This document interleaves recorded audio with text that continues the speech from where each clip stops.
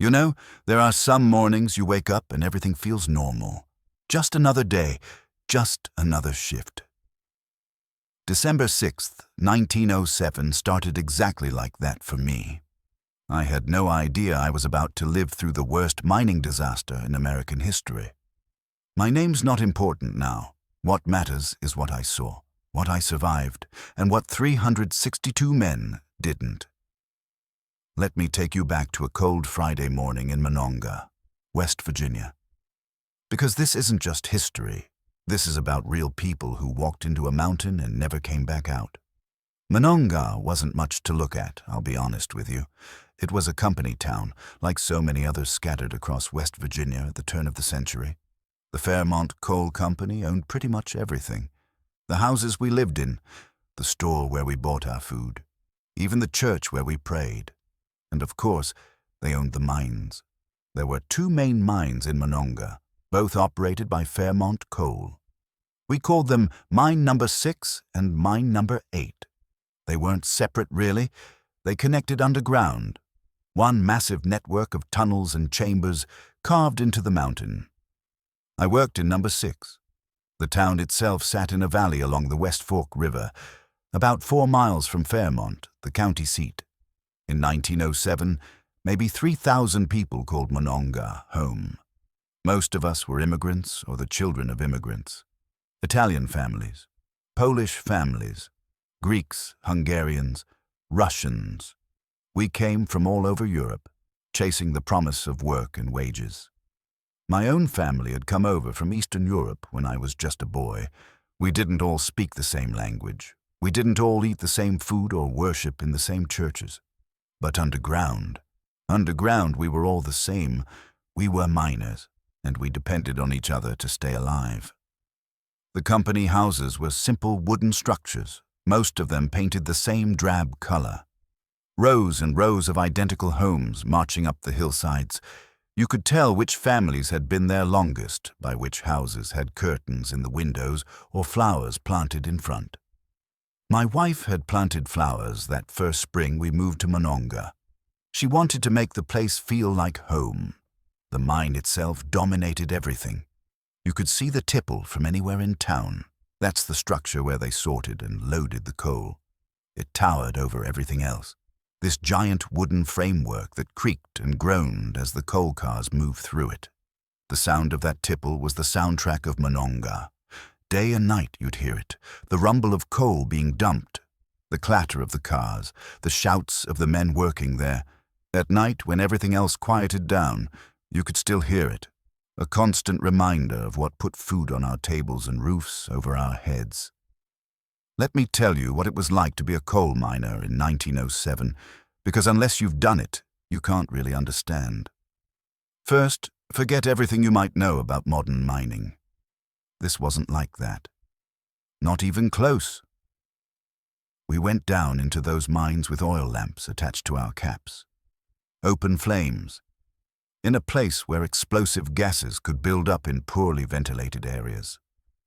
Think about that for a second. The workday started early. I'd wake up around 4:30 in the morning, sometimes earlier, depending on my shift. My wife would already be up, making coffee and packing my lunch. Usually some bread, maybe some cheese or dried meat, whatever we had. I'd walk to the mine in the dark, my lunch pail in one hand, and my lamp in the other.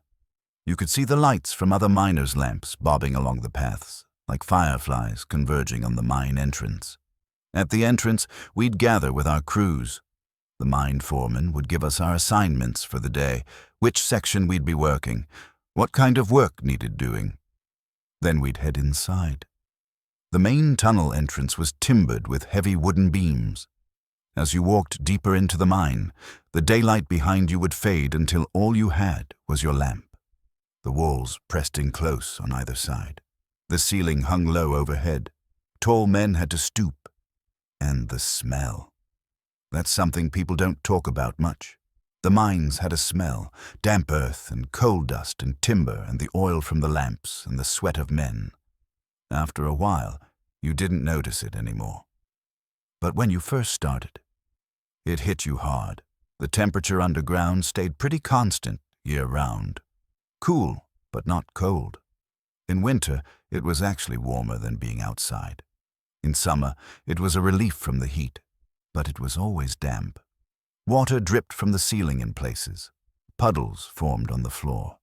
We worked in different sections depending on our jobs. Some men were pick miners, using hand tools to break the coal loose from the seam.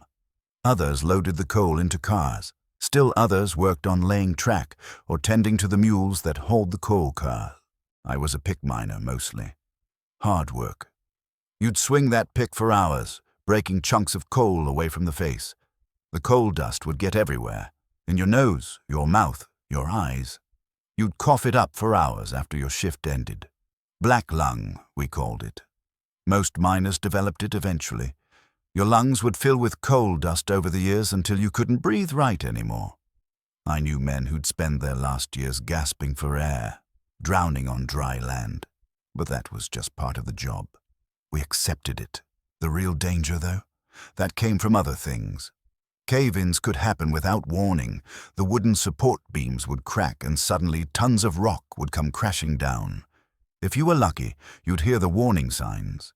The creaking of timber, small rocks falling. If you were lucky, you'd have time to run. But luck wasn't something you could count on underground. Then there was the gas. Miners had a healthy fear of gas. There were different kinds, see? Some would poison you, make you pass out or worse. Others were explosive. We used to bring canaries into the mines, little birds in cages. If the air went bad, the canary would die before the men would. It was an early warning system, crude, but it worked. Looking back now, it seems barbaric. But at the time, that was just how things were done. We didn't know better. Or maybe we did know better, but nobody with power cared enough to change anything. The mine operators cared about one thing: getting coal out of the ground as cheaply and quickly as possible. Safety measures cost money. Inspections cost money. Better ventilation systems cost money, and we were expendable. There were always more immigrants getting off the boats, looking for work. If we didn't want to work in dangerous conditions, someone else would. So we worked. We had families to feed, rent to pay. We didn't have a choice. That Friday morning felt like any other. I remember because I remember thinking about the weekend. One more day, then I'd have Sunday off. My wife was up when I woke. She'd been up early every day that week, dealing with our youngest who'd been sick with a cough. Nothing serious, just a cold. But she was tired. I could see it in her face. "Be careful today," she said to me as I headed for the door. Same thing she said every morning. "Always am," I told her. Same thing I said back. It was still dark outside and cold. Winter mornings in West Virginia can cut right through you. I pulled my coat tight and started walking toward the mine. Other men were on the path too. I recognized most of them. John Perini, who lived 2 houses down from us. The Stanko brothers, both of them working to send money back to their family in Croatia. Old Pete Morrison, who'd been mining since before I was born. We didn't talk much on the walk. Most of us were still half asleep. Just the crunch of boots on frozen ground and the sound of coughing. Always coughing. Miners coughed. At the mine entrance, the foreman was already there with his clipboard. He was calling out assignments, sending crews to different sections. I was assigned to a section deep in mine number 6, along with about a dozen other men. We collected our equipment and headed in, down the main tunnel, past the side passages, deeper into the mountain. The sound of our boots echoed off the walls. Someone behind me was humming a tune, some song from the old country. When we reached our section, we got to work. I set up my lamp, tested the coal face to see where to start cutting. The routine of it all. Swing the pick. Break the coal.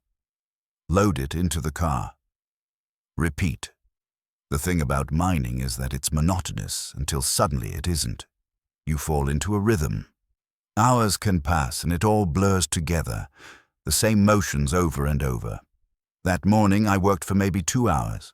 Maybe 3. Hard to tell time underground. You just worked until your body told you it was time for lunch, or until the foreman came around and said the shift was done. I was thinking about lunch, actually. Wondering what my wife had packed for me that day, hoping for some of the good bread from the bakery, not the cheap stuff from the company store. That's what I was thinking about when the world exploded. There's no way to really describe it, but I'll try. First came the sound, not like anything I'd ever heard before or since. It wasn't just loud. It was everything. It filled every space. It was inside your head and outside your head at the same time. A massive, earth-shaking boom that seemed to go on forever.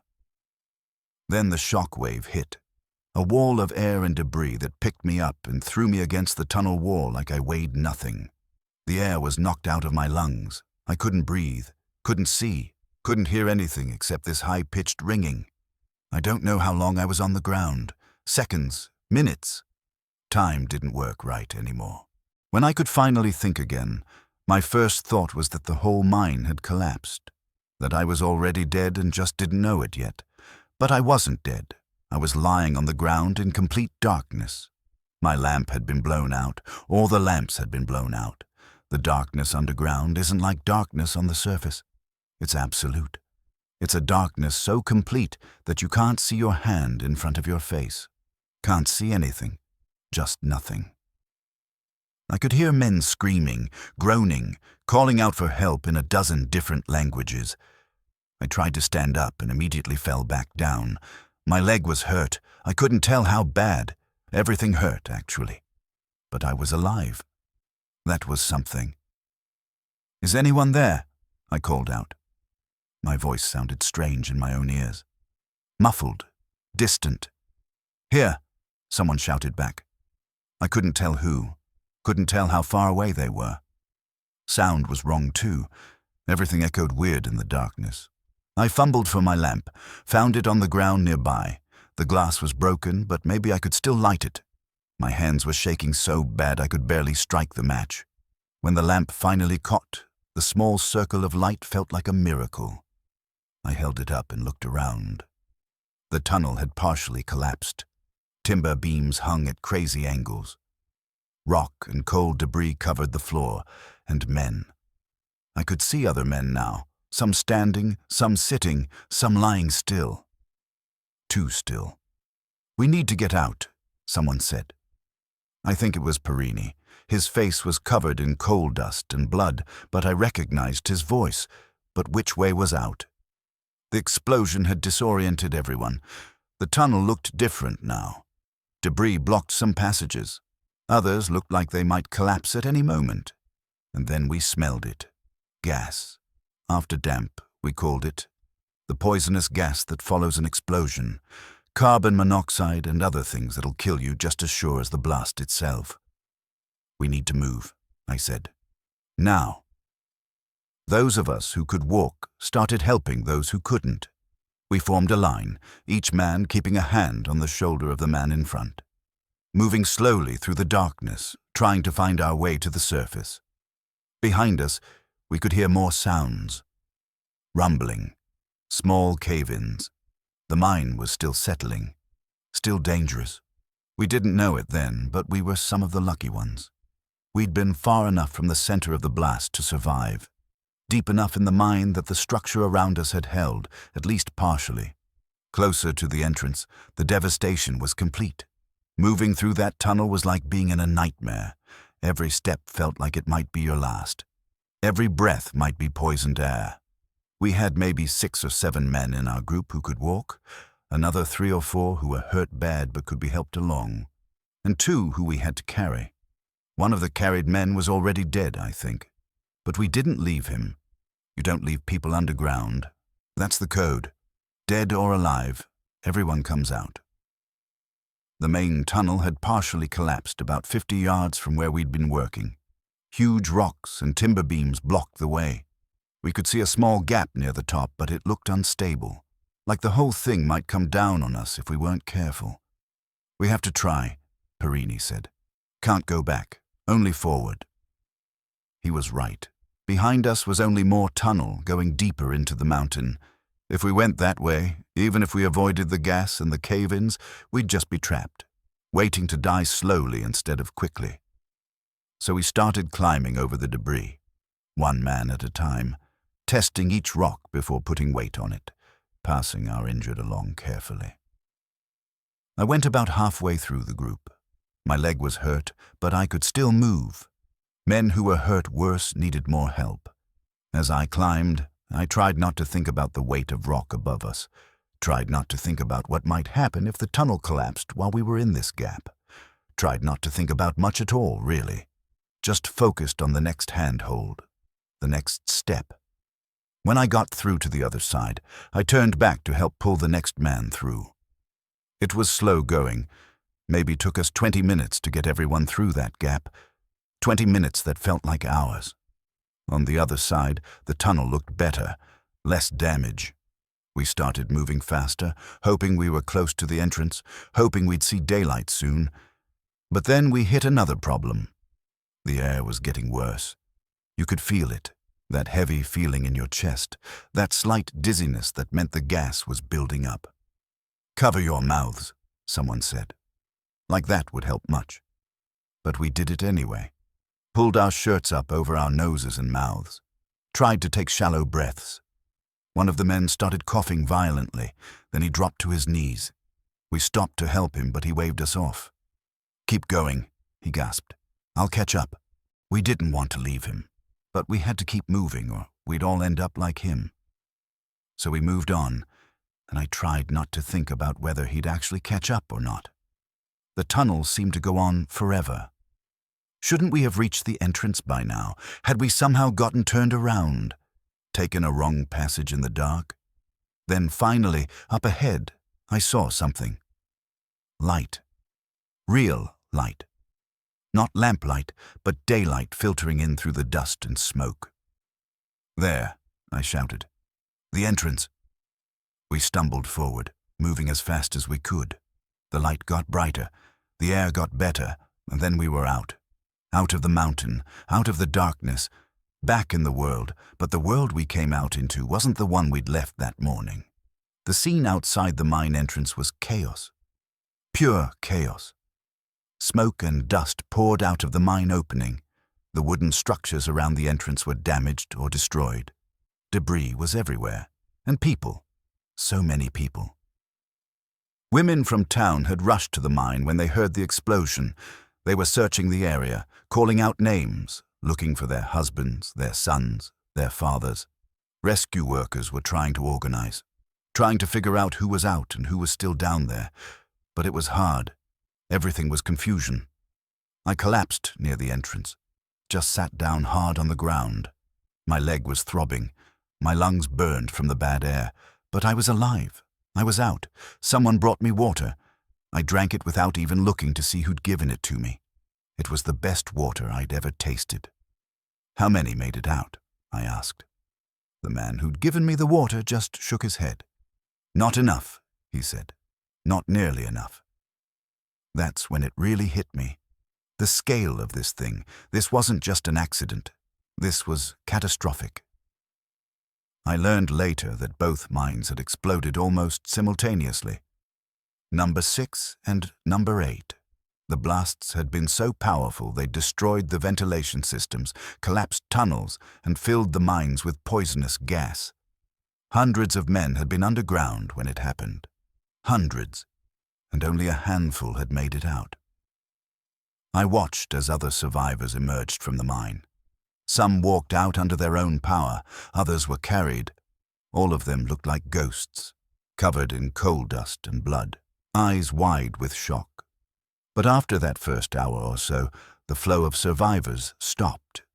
The mine mouth stayed silent except for the smoke still pouring out. That's when the women started to understand, started to realize that their men weren't coming out, that they were still down there, trapped or dead. The sounds of that day still haunt me. The screams, the sobbing, women collapsing in grief when they realized their husbands were gone, children crying for fathers who would never come home. One woman I knew, Mrs. Bartley, had 3 sons in the mine. All three were underground when the blast happened. I watched her move from group to group, asking if anyone had seen her boys, asking if they were okay. Nobody had seen them. Nobody knew. But we all knew, really. We just couldn't say it. Rescue attempts started almost immediately. Volunteers from other mines showed up to help.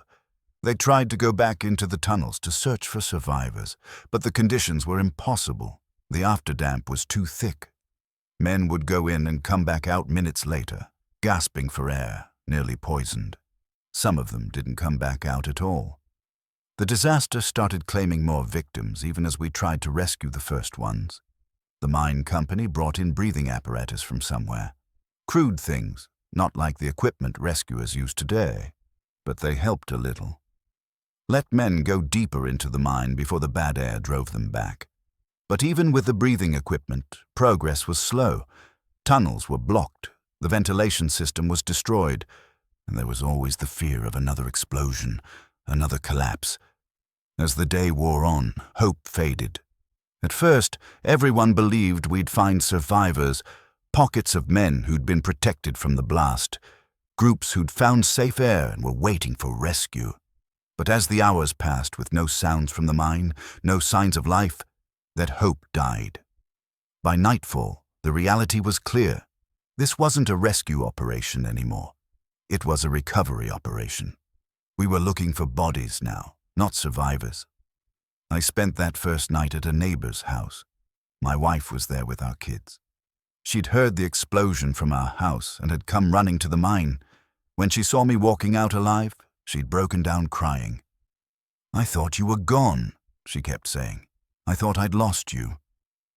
I held her and tried to say comforting things, but I couldn't stop thinking about all those men who hadn't made it out. All those wives who really had lost their husbands. The neighbor's house was full of people, other survivors and their families. Nobody wanted to be alone that night. We sat together in silence mostly. Occasionally someone would speak, sharing what they'd seen or heard. But mostly, we just sat. I couldn't sleep. Every time I closed my eyes, I was back in that tunnel, hearing the explosion, feeling the shockwave, seeing the darkness. The next day, the scope of the disaster became clearer. The newspapers were already calling it the worst mining disaster in American history. They were sending reporters from all over the country to cover it. The recovery effort continued, but it was going to take days, maybe weeks. The mines were so damaged that getting to all the victims would be incredibly difficult. Those first few days are a blur in my memory. I was interviewed by mine investigators, by newspaper reporters, by company officials. Everyone wanted to know what had happened, what had caused the explosion. The truth? Nobody knew for sure. Not then. Not for a long time. There were theories, of course. An ignition of methane gas seemed likely. Maybe from a miner's lamp. Maybe from a spark from the mining equipment. The mines had always had problems with gas buildup. Everyone knew it, but the company had never invested in better ventilation. Or maybe it was coal dust. When coal dust fills the air and gets ignited, it can explode just like gas can. The whole mine could have been a powder keg just waiting for a spark. Whatever the cause, the result was clear. 362 men dead. The official count wouldn't be finalized for weeks, but we knew it was bad. Worse than anyone wanted to admit. The town of Monongah was devastated. Not just emotionally, but economically too. So many families had lost their primary breadwinner, widows and orphans with no income. No way to pay rent or buy food. The company set up a relief fund, but it wasn't nearly enough. Communities across the country sent donations. Churches organized aid. But nothing could really fix what had been broken. I tried to help where I could. I was one of the survivors who could still walk, still work. So I helped with the recovery effort when they'd let me. Helped families sort out paperwork. Did whatever needed doing. But mostly I felt guilty. Survivor's guilt, they call it now. Why had I lived when so many others died? What made me special? What made me deserve to survive? I knew men who'd been better miners than me. Better men than me, honestly. Men with larger families. Younger men with more life ahead of them. And they were gone while I was still here.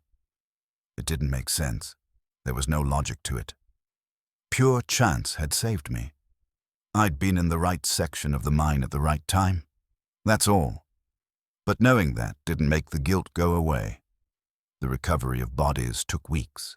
The conditions inside the mine were too dangerous to rush.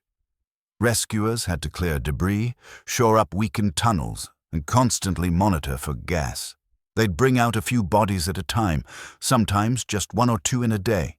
Each body was identified, if possible, and taken to a temporary morgue that had been set up in town. The identifications were hard. Many of the bodies were badly burned or crushed. And remember, this was a mine full of immigrants, men from all over Europe. Identification sometimes required bringing in family members to look at personal effects, a watch, a ring, the tools a man had carried. I went to the morgue once. I had to. They thought they'd found the body of one of the men who'd been in my section, someone I'd worked with every day. They needed me to see if I could identify him. I walked into that building and the smell hit me first. Even through the disinfectant they were using, you could smell death. It was overwhelming. The body they showed me was so damaged I couldn't be sure if it was my co-worker or not. But I looked at the hands. Miners' hands are distinctive, scarred and calloused in specific ways, and these hands looked right, so I said yes, that's him. I hope I was right. The funeral started even before all the bodies were recovered. They had to. There were too many dead to wait. Every day there were funerals. Sometimes multiple funerals at the same time. Different churches holding services for their congregants. The Italian Catholic Church held services almost daily. The Greek Orthodox Church the same. The Protestant churches, the Hungarian Reformed Church, all of them. The whole town was in mourning. I went to as many funerals as I could. It felt like the least I could do. Pay my respects to the men I'd worked alongside, the men who hadn't been as lucky as me. But after a while, it became too much. Too much grief. Too much sadness. I started staying home more, trying to focus on my own family, trying to figure out what came next. Because that was the question everyone in Monongah was asking. What comes next? For some families, the answer was leaving. They packed up what little they owned and moved away. Couldn't stay in a place with so many painful memories. Couldn't stay in a town where every corner reminded them of who they'd lost. The company tried to convince people to stay, offered jobs to widows in the company store or laundry, offered housing assistance. They needed workers, see. The mines would eventually reopen, and they'd need men to work them. That thought terrified me. Going back underground, back into the darkness. After everything I'd seen and experienced, the thought of going back into a mine made me physically sick. But what else could I do? Mining was the only work I knew, the only work available in Monongah. We'd sunk everything we had into moving here, building a life here. Could we really just leave? Start over somewhere else? My wife and I talked about it late into the night, many nights. The pros and cons of staying versus leaving, the risks either way. In the end, we decided to stay, at least for a while. We had friends here, community. Our kids were settled in school, and we didn't have the money to move far anyway, but I promised myself that I'd never go back underground. I'd find some other way to make a living, any other way. An official investigation into the disaster started almost immediately. State inspectors, federal officials, mining experts, they all descended on Monongah to try to figure out what had happened. I was called to testify, me and other survivors. They wanted to know about the conditions in the mine, about safety procedures, about what we'd experienced that day. I told them the truth. Told them about the open flames we used for light, about the poor ventilation, about the gas we knew built up in certain sections, about all the things we just accepted as normal parts of mining. Other witnesses were less forthcoming. Some were afraid of losing their jobs if they criticized the company. Others had families who still depended on company housing and company credit. They couldn't afford to make waves. But enough people told the truth that a picture emerged. The Monongah mines had been dangerous. Everyone knew it. The miners knew it. The company knew it. The inspectors who were supposed to regulate it knew it. But nothing had been done. Because coal was profitable and safety measures were expensive. Because miners were expendable and money wasn't. Because that's how things worked in 1907. The official cause was eventually determined to be a methane explosion, possibly triggered by an open flame lamp, followed by a massive coal dust explosion that propagated through both mines. The poor ventilation had allowed gas to build up. The dry coal dust had filled the air. It was a disaster waiting to happen. Recommendations came out of the investigation. Better ventilation systems should be mandatory. Electrical lighting should replace open flame lamps. Coal dust should be controlled. Inspections should be more frequent and more thorough. All good recommendations, all things that might have prevented the Monongah disaster if they'd been implemented earlier. But would they actually be implemented now? That was the question. Some changes did happen. The federal government started paying more attention to mine safety. Some states passed stronger regulations. The mining industry started to slowly, grudgingly improve conditions. But it took time, and it took more disasters, more deaths, more widows and orphans. The price of progress, I guess you'd call it. Though that seems like a cold way to talk about human lives. The mines in Monongah eventually reopened. Not right away. It took months to repair the damage and make them somewhat safe again. But coal was too valuable to leave in the ground, and the company had shareholders to answer to. When they started hiring again, I didn't apply. I kept my promise to myself. I was done with mining. I found work at a lumber yard in Fairmont instead. The pay was less than mining, but the work was above ground, in the sunlight, in the fresh air, and that was worth more to me than any amount of money. My wife took in laundry to help make ends meet. It was hard, honest work. Our standard of living dropped. We had less. But we were together. We were alive. That was enough. Not everyone in Monongah had that choice. Many widows had no option but to send their children to work. Boys as young as 10 or 12 went into the mines because their families needed the income. It was heartbreaking, but it was survival. The town itself changed after the disaster. How could it not? You can't lose that many people, have that much grief concentrated in one place, and remain the same. Some of the spark went out of Monongah. People were more cautious, more aware of how fragile life was. The sense of community remained strong, maybe even stronger than before. Shared tragedy can bond people together, but there was a sadness that hung over everything now. I still had nightmares about the explosion. Still do, actually, even all these years later. I'd wake up in the middle of the night, gasping for air, thinking I was back in that dark tunnel. My wife would comfort me, remind me I was safe, that I was home, but some part of me never really left that mine. Part of me is still there, in the darkness, listening to the screams of dying men. You know what's funny? Well, not funny. Wrong word. What's tragic, I guess, the Monongah disaster didn't really change things as much as you'd think. Not right away. Not enough. Yeah, there were some reforms, some improvements in mine safety, but mines kept being dangerous. Men kept dying underground. It took decades of advocacy, of union organizing, of more disasters and more deaths before mining became relatively safe. Even today, miners die in accidents around the world. Maybe not in the numbers we saw at Monongah, but it still happens. Cave-ins, explosions, toxic gases. The dangers haven't gone away completely. I think about that sometimes. About all the men who died at Monongah. Did their deaths mean anything? Did anything really change because of what happened to them? I want to say yes. I want to believe that their sacrifice led to better conditions for the miners who came after. And in some ways, it did.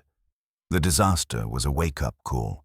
It forced people to pay attention to mine safety in a way they hadn't before. But it wasn't enough of a wake-up call. Not nearly enough. Because the fundamental problem wasn't just about ventilation systems or lighting. It was about how we value human life, how we balance profit against safety, how we treat workers as disposable resources rather than as people. And those problems, those didn't get fixed by a few new regulations. The mine owners, the coal companies, they fought every safety improvement, claimed they couldn't afford it, claimed it would make American coal uncompetitive, claimed the miners were exaggerating the dangers. Sound familiar? It's the same arguments we hear today about workplace safety, environmental regulations, any kind of reform that might cut into someone's profits. Some things don't change as much as we'd like to think. Over the years, as I got older, I made it my mission to remember, to not let the men who died at Monongah be forgotten. I'd go to the cemetery where many of them were buried. There's a mass grave there with a monument listing the names of the dead. Hundreds of names, each one representing a life cut short, a family destroyed.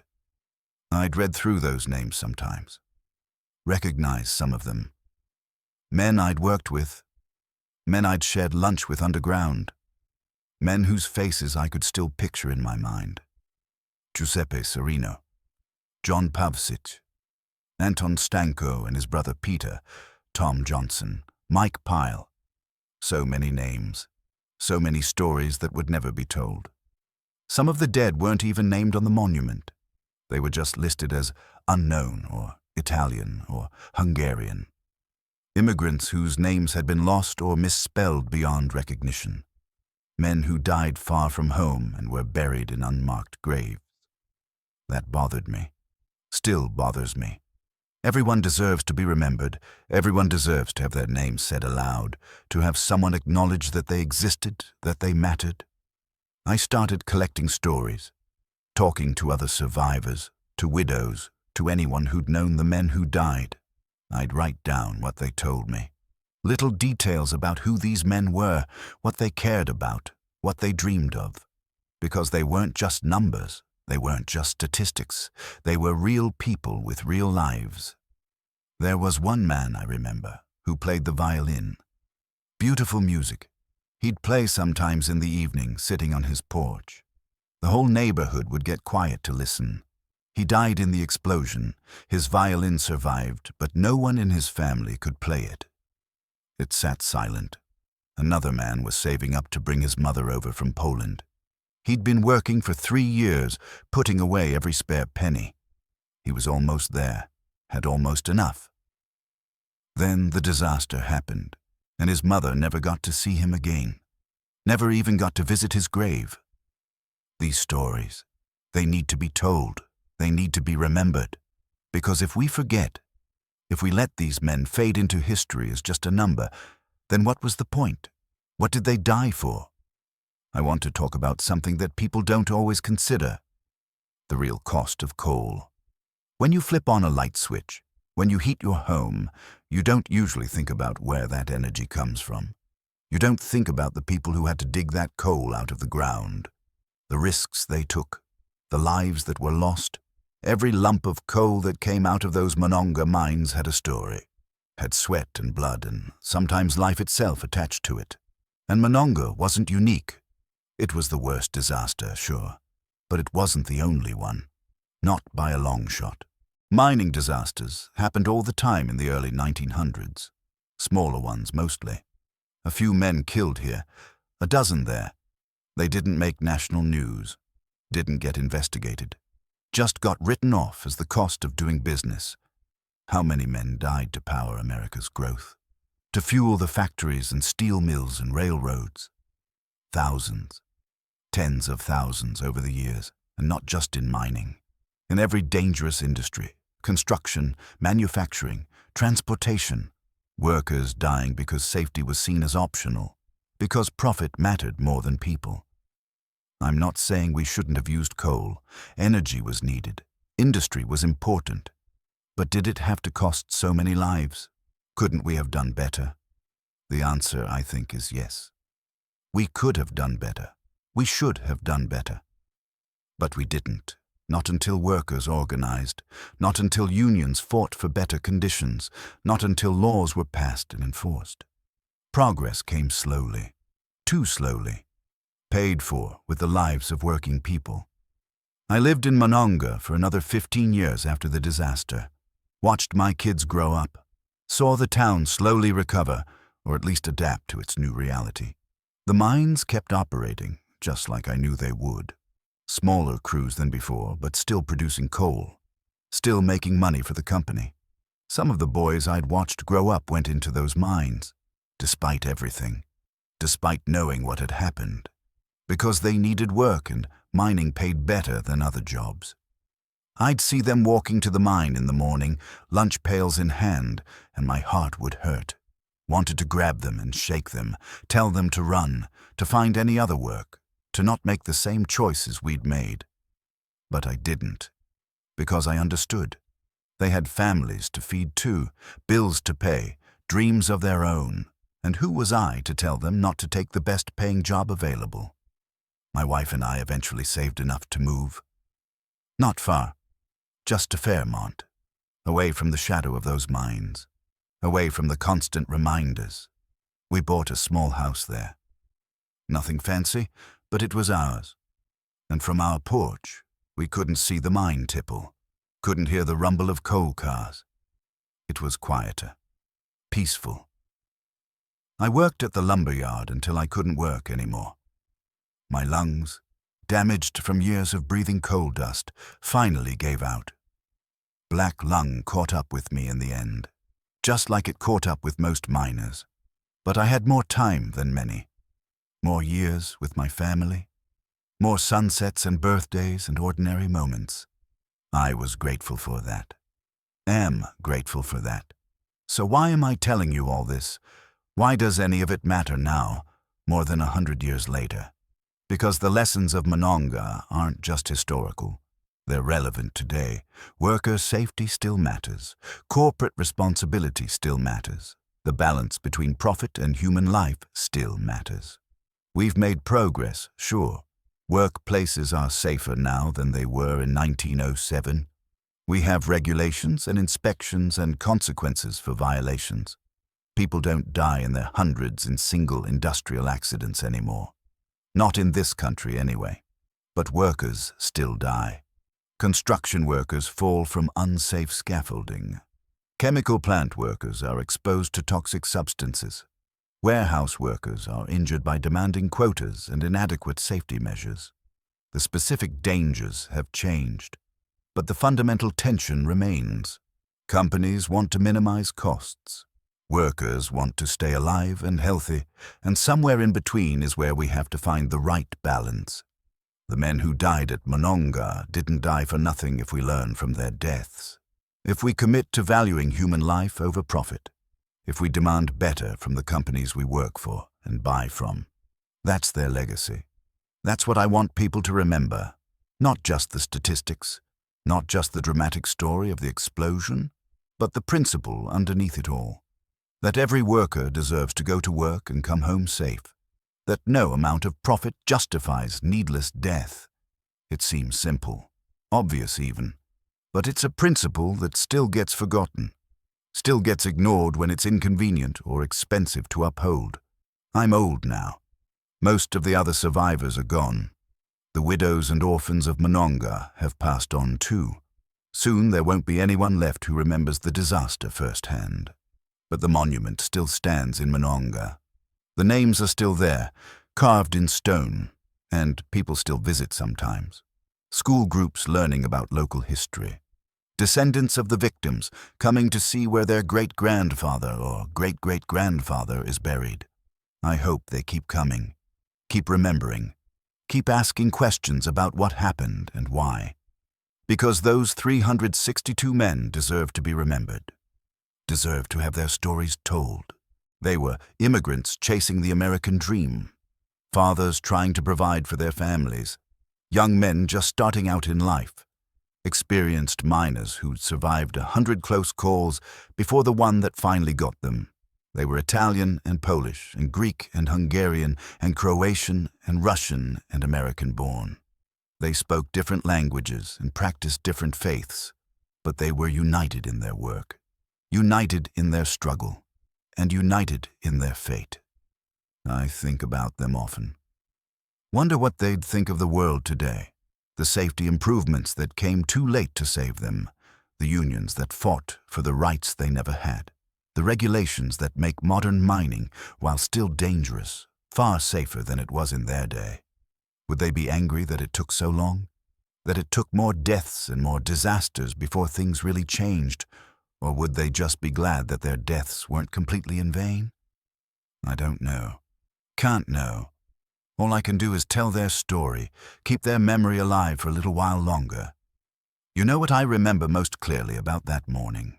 The thing that sticks with me after all these years? It's the normalcy of it all. How ordinary everything seemed. Just another work day. Just another shift in the mines. Nothing special. Nothing to indicate that this day would be different from any other. That's what gets me. How quickly everything can change. How one moment you're thinking about lunch and the next moment the world is exploding around you. Life is fragile. We forget that sometimes. Get comfortable. Start to think we're safe. That bad things happen to other people, not to us. But we're not safe. Not really. Not ever. Every day is borrowed time.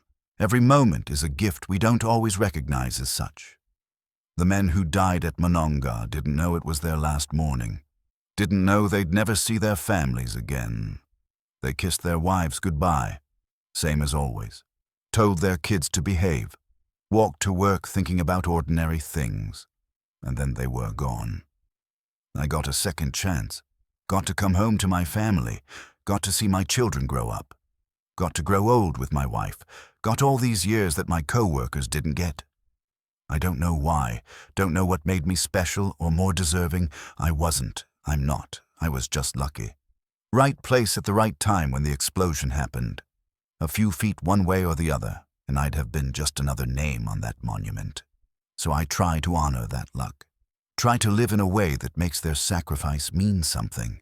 Try to appreciate the ordinary moments that they were denied. And I tell this story. Keep their memory alive.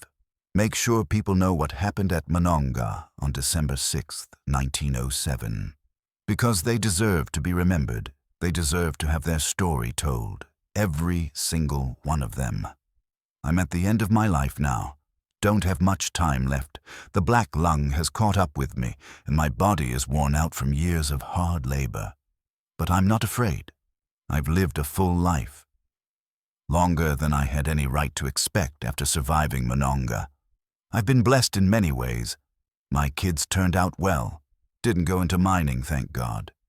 They got educations, found safer work. They're good people with families of their own now. My wife, she passed a few years back. I miss her every day, but we had a good life together, better than many.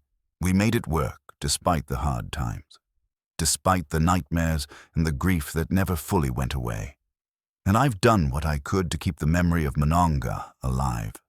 Talked to historians, given interviews, visited schools to share my story with kids who can barely imagine what mining was like in 1907. Some of them don't get it, don't understand why anyone would do such dangerous work. Don't understand why we didn't just quit, find something safer. But that's okay. I'm glad they don't understand. Glad they live in a world where workers have more options, more protections, more value. That's progress. That's what all those deaths bought us. Slowly, painfully, but progress nonetheless. I hope future generations keep pushing forward, keep demanding better, keep remembering that workers are people, not resources. That profit isn't more important than life. I hope they remember Monongah. Remember what happened when those principles were forgotten. So that's it. That's my story. The story of how I survived the Monongah mining disaster and lived to tell about it. It's not a heroic story. I didn't save anyone, didn't do anything particularly brave. I just survived through luck and chance and the grace of God. But I hope it means something. I hope it helps people understand what those men went through, what their families went through, what the cost of our industrial progress really was. 362 men died at Monongah. Hundreds more died in other mining disasters before and after. Thousands more died slowly from black lung and other mining-related diseases. They deserve to be remembered. All of them, not just as statistics, but as people, as fathers and sons and brothers and husbands, as immigrants chasing dreams, as workers doing dangerous jobs because they had to, because they had families to feed and no better options. The coal they mined powered America's growth, heated homes, ran factories, fueled trains. That coal was valuable. It made companies rich. But it cost lives. So many lives, and that cost should never be forgotten. So visit the monument in Monongah if you ever get the chance. Read those names. Think about the men they represent. Think about their families, their dreams, their sacrifices. And remember that every worker in every industry deserves to be safe, deserves to be valued, deserves to go to work and come home at the end of the day. That's the lesson of Monongah. That's what those men's deaths should teach us. Don't let them be forgotten. Don't let their sacrifice be in vain. Remember, if this story moved you, if it made you think about worker safety and the value of human life, then share it. Talk about it. Learn more about mining history and labor history. Visit labor museums and monuments if you can. Support worker safety initiatives. Vote for politicians who prioritize worker protections over corporate profits. The men of Monongah can't speak for themselves anymore, but we can speak for them. We can make sure their story isn't forgotten. We can make sure their deaths meant something. That's how we honor them. That's how we keep their memory alive. Thank you for listening to my story. Thank you for caring about what happened at Monongah more than a century ago. Never forget, every worker deserves to come home safe. Every single one.